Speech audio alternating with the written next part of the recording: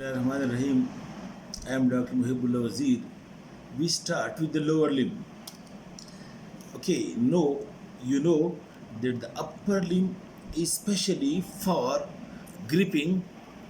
Number one and number two, it is a big tactile organ, and with the help of which skin of the palmar surface of which we can recognize the structures, which is called a stereognosis. But the lower limb, look, it is more powerful, strong as compared to the upper limb. And number two, it has to support the whole body weight.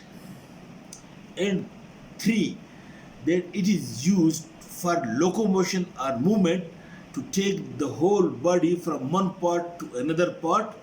This is more function is being done by the lower limb.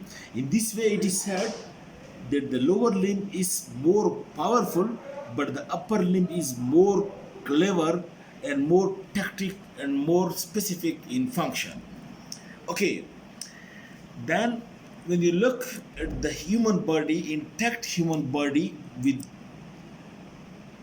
the skin over it, then the limits of the lower limb are, okay, number one, you start from this pubic symphysis. This is pubic symphysis. Then from pubic symphysis, you go to the anterior superior iliac spine, that is the inguinal ligament, or this anterior groove or inguinal groove, which can be seen over here in the human body. Then you follow the upper limit of the lower limb in the human is this iliac crest, which can be felt very easily in each individual. Then you follow between these two buttocks, you pass your finger over the sacrum, and then from the sacrum you look from the pubic symphysis to the anterior superior iliac spine, then along the iliac crest you reach to this tubercle, which is called as posterior superior iliac spine, and then you pass along the dorsum of the sacrum and coccyx, and then from this sacrum one ligament comes over here to the ischial tuberosity, which is called as sacrotuberous ligament, and then from the sacrotuberous ligament from over here, then you pass along the ischial ramus, and then the ramus of the pubis, and then again the pubis. This whole is the upper limit of the lower limb, and it is the boundary line between the abdomen and the lower limb in living individual. You can easily separate the lower limb from the abdomen in this way. Okay, now, and the part between these two limbs over here, this part between the two limbs over here inferiorly, this is being called as perineum, and it is from this part that the pelvic outlets, urethral and rectal, anal canal and vaginal canal, that comes out from this perineum over here, from this pelvic outlet in this area. Okay, now this lower limb is divided for descriptive purposes into this area, which is called as gluteal area, and then from this anterior superior iliac spine to the knee, this area is called as thigh, and from the knee to the ankle, this is called as leg, and from the leg onward, this is being called as foot. Now the gluteal region over here, it is the region which lies at the back of the hip bone. This region, a big mass of muscles and fats over here present at the back of the hip bone. This is being called as gluteal region, bounded above by the iliac crest and below by this gluteal fold, and anteriorly by this inguinal fold. And this, the bone of this gluteal region is the hip bone. This hip bone, right and left two hip bones which articulate with one another at the pubic symphysis at this area, and this pubic symphysis and the pubic tubercle over here are easily palpable in the living individual. Even he may be or she may be more fatty, even if this pubic tubercle is being palpable. While posteriorly, the two hip bones, it articulates with the sacrum at the sacroiliac joint. Note the point. And the hip bone is actually being made up of three bones. This upper part, this is being called as ilium, and then this part from here to here, this is called as pubis, and from this downward, this is called as ischium. Ilium, pubis, and ischium. This we will do in detail. You can see over here. Look, this is the ilium, this is the ischium, and this is the pubis, and this is the ischium. And this lower part of the ischium is having a very big tuberosity, which is called as ischial tuberosity. This ischial tuberosity, this one, the ischial tuberosity.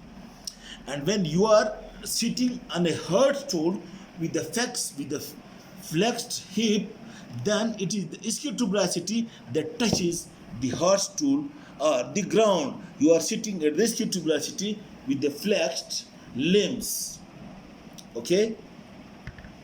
Then second point is that you look over here, that articulating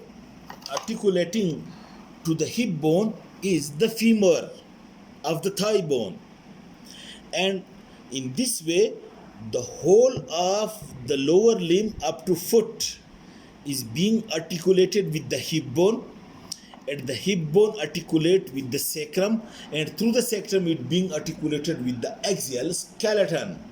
Like the upper limb is articulated with the through the scapula with the axial skeleton, the lower limb is articulated through the hip bone with the axial skeleton. And in this way, the whole body weight from above is being transmitted through the hip bone, through the head of the femur to the lower limb. And the thrust of the lower limb during walking or propulsion, then the thrust from the lower limb is being transmitted through this femur to the head of the femur, and to the pubic bone, and to the sacrum to the axial skeleton. Okay. Then, as compared to this shoulder girdle, that is the scapula is a very freely mobile bone, while the hip bone, you can see over here, this pelvic girdle or this pelvis is very much fixed. That's why the movements of the lower limb may not be so free as the movements at the upper limb, but over here it gives more stability. Okay. And then you note that the thigh, which extends from the gluteal fold posteriorly and from the inguinal fold anteriorly and medially at the perineum, and at the perineum it is being bounded by this ischiopubic ramus. It extends from this area up to the knee. And note the point that the femur articulates the head of the femur. Look, this is the head of the femur. Look, clear? Make it clear. Close. This is the head of the femur, which articulates with the acetabulum of the hip bone. And this, you can see, this is the head of the femur. And the point to be noted, look,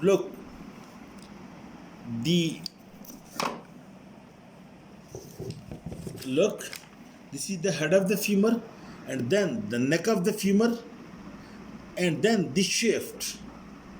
While in the humerus, you can see the head, the neck, and the shaft, it is in one line. But in femur, the head is being directed upward and medially, while the neck is being directed downward and laterally, and the shaft over here in this upper part, it lies much more laterally, while the central axis of this body, it passes through this sacrovertebra over here, anterior to the S2, and in this way it passes somewhat posterior to the hip joint. Now this neck of the femur and this greater tubercle of the femur, it falls out of the center of the axis. That is, the weight of the body center passes through over here, while the head, the neck and the greater tubercle, it lies much more laterally. It is out of the axis. But the point it is, why it's like that?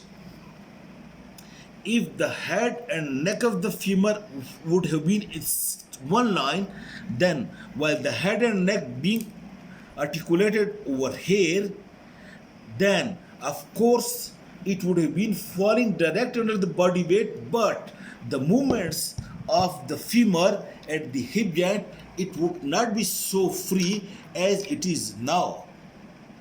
Look, it lies out of the center of the body, but because of this obliquity of the head and neck with the shaft, it gives the advantage that the movement at this hip joint over here at this hip joint, because of this reason, the movements are quite very easy. If it would have been falling direct like this, then the stability would be more, but the movements would be restricted. I hope you understand this point, because when it is like this, head, then neck, then it falls free, and flexion and extension. And secondly, because of this obliquity of the head, when the weight falls at this area, weight does not fall at this area, then in old age the fracture neck of femur is very common, and usually it is said the old men then fall in bathroom, the first point that it should come to your mind, that is the fracture neck of femur, because the weight fall over the head, not at the greater trochanter, because it is out of the axis of the body weight, but it gives free mobility. And then you note the point, note that from this lateral part, the two femora are being directed downward and medially obliquely. This upper end and lower end of the femur, this is not in one line, but it is being directed obliquely downward and medially. And when you stand, look, this greater trochanter, this one, you feel it over here. This is your greater trochanter, but you look, the two femora are being directed downward and medially, so that your knees are very close to one another, and then your knees then fall more nearer to the central axis as compared to the upper end of the humerus. And then you follow it downward, and your feet in normal standing, your feet are very close. And because of this obliquity of the femora, the knees and the feet, then it fall directly under the central axis of the body weight, and the weight is being transmitted directly to the foot and to the knees through this axis, and this is because of the obliquity of the femora being directed obliquely downward and medially. And in standing position, your knees are almost nearer to one another and your two feet are also nearer to one another. But note at the same time that always when we make something, for example, we make some pillar, we make the base more broad, and then the tip become narrow, because this is the stability law, that the base should be more broad and stable. But in human being, you note that the base, that is the two feet, are very close to one another. This is against the stability law, but the advantage is this: if the 2 feet would be having so far away from this, then how we would be walking? Would your walking be so easy as it is now? No. If you spread your feet, then your walking or running is not so easy and okay. But if, for example, in some time You want to have strong base on the ground, then you can make wide your base. You make it wide, and then you can have a strong base.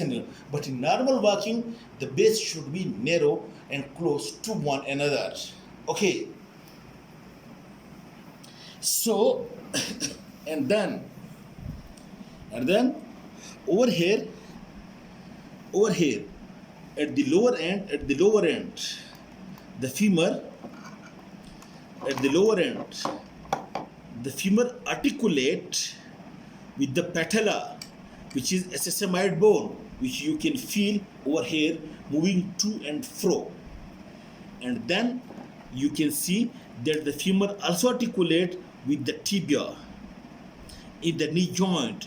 And over here, a knee joint is being formed between the lower end of the femur and the upper end of the tibia and the patella.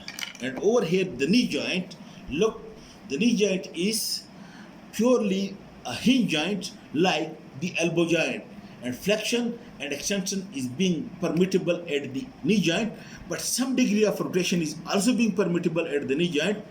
And this rotation is very important to have full extension of the knee, which we call it locking of the knee. We will explain it while we are discussing the knee joint.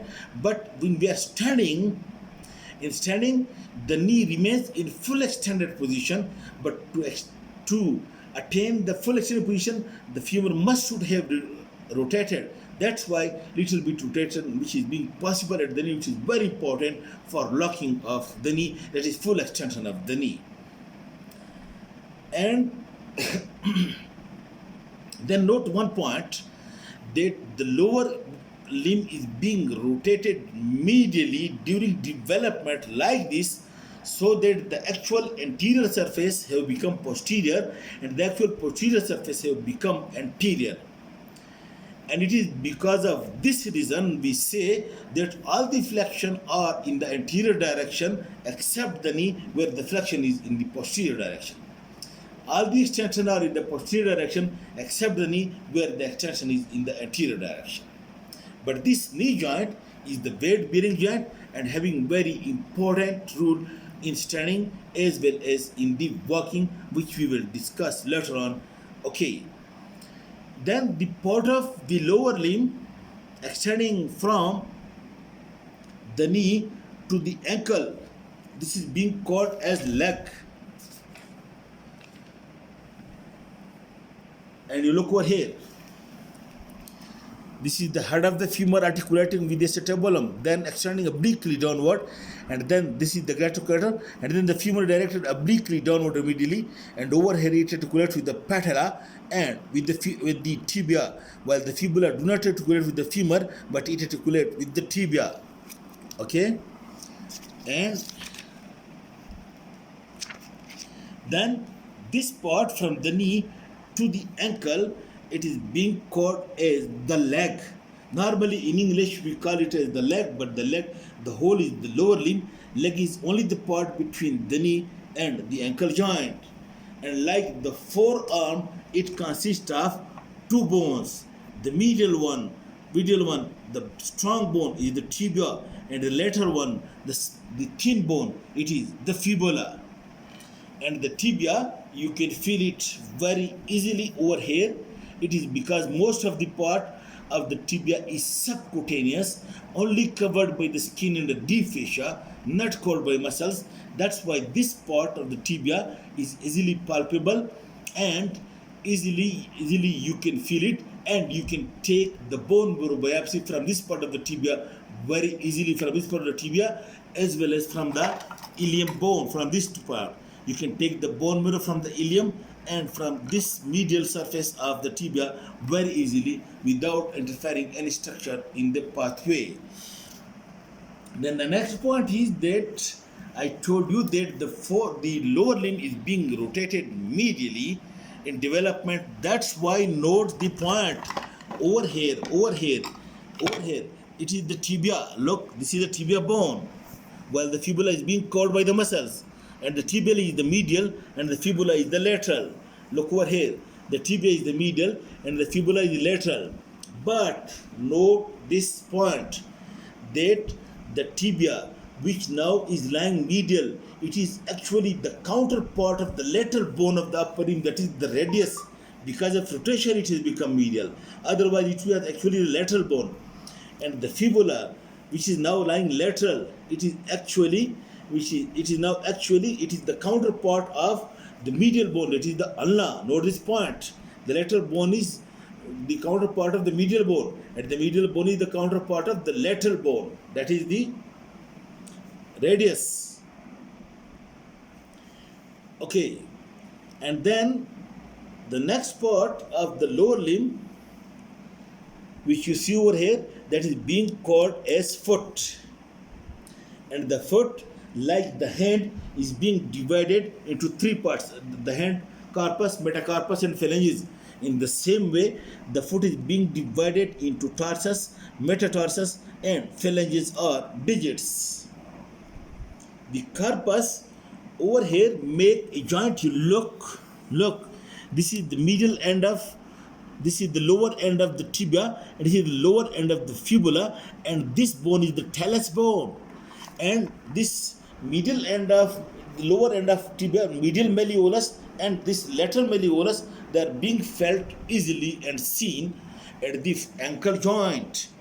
And the ankle joint is again purely a hinge joint in which two movements, that is this movement, that is called as dorsiflexion, and this movement is plantar flexion. Look this part, the dorsiflexion, this is plantar flexion. And note, this surface of the foot is the plantar surface, and this surface of the foot, this one, this is the dorsal surface, and this surface, which is now facing inferiorly and touch on the ground, this is the plantar surface. But note one point. Actually, this surface of the foot, which is touching the ground and which is now facing inferiorly, and it is being called as plantar surface, it is actually the palmar, it is actually the ventral surface of the foot. While this surface, which is called a dorsal, it is the dorsal surface of the foot. Note the point. This surface, which is that is the plantar surface, or actually the ventral, and this is dorsal. But note, if the foot would have been fitted to the tibia and fibula, like the hand is being fitted to the radius and ulna, and if it would be, then you would be standing at the ground like this. And what do you think? You are standing at the ground, would be stable or not? I think it's not stable. It is only stable if the foot is being fitted like it, so that the dorsal surface is being making joint with this carpal bones, with these tarsal bones, that is the talus and calcaneus, and then with the tibia and fibula, so that you are standing on the ground is become very stable. Instead of fitting like this, then you would be standing at the tip of the toes, which will begin again very much against the stability law. That's why the foot have been fitted to the tibia and fibula in this way, that the ventral surface is now facing inferiorly and the dorsal surface is facing superiorly, and we call it as the dorsal surface, and we call it as the plantar surface or the solar surface. And the movement at the ankle joint is only this movement, that is dorsal flexion, and this movement, which is plantar flexion. It is only hinge joint. Then the other bones of the tarsus, one is the talus, and then is the big bone, this one, the calcaneus, which is the heel bone, at which you put the ground on the heel. This calcaneus is touching the ground. And then the other bones are the navicular bone, the cuboid, and three cuneiform bones, which we will study in detail later on, but these are the tarsal bones. And then there are 5 metatarsal bones, and starting from the thumb, this is metatarsal 1, 2, 3, 4, and 5. In the same way, then there are 5 digits. This is big toe, this is second toe, third, fourth, and fifth. And the line of axis passes through the second two, while in the upper limb, the line passes through the third or middle finger, while over here passes through the second finger, second two. And that's why any movement of any digit toward the second toe will be called as adduction, and away from the second toe would be abduction.